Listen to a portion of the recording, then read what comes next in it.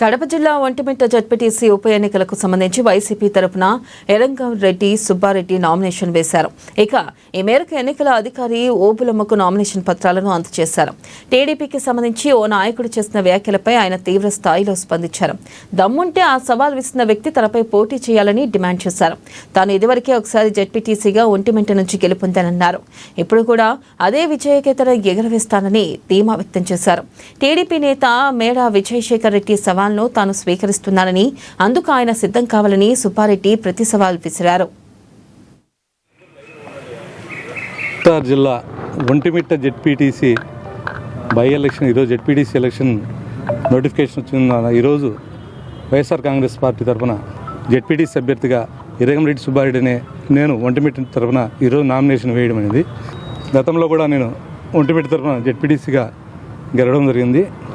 ఇది నేను రెండోసారి ఒంటిమిట్టకు జెడ్పీటీసీ అభ్యర్థిగా నామినేషన్ ఇస్తున్నాం.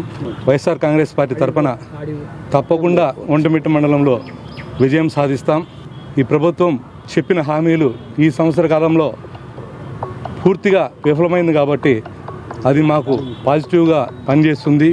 అలాగే గతంలో మేము ఒంటిమిట్ట మండలంలో ఈ జిల్లా పరిషత్ వైస్ చైర్మన్గా కూడా ఇక్కడ జిల్లాలో పనిచేస్తున్నాం కాబట్టి తప్పకుండా మాకు ఒంటిమిట్ట మండలంలో మా కుటుంబానికి మూడోసారి కూడా తప్పకుండా మాకు పట్టం కడతారని ఆశిస్తూ తప్పకుండా విజయం సాధిస్తామని చెప్తాం.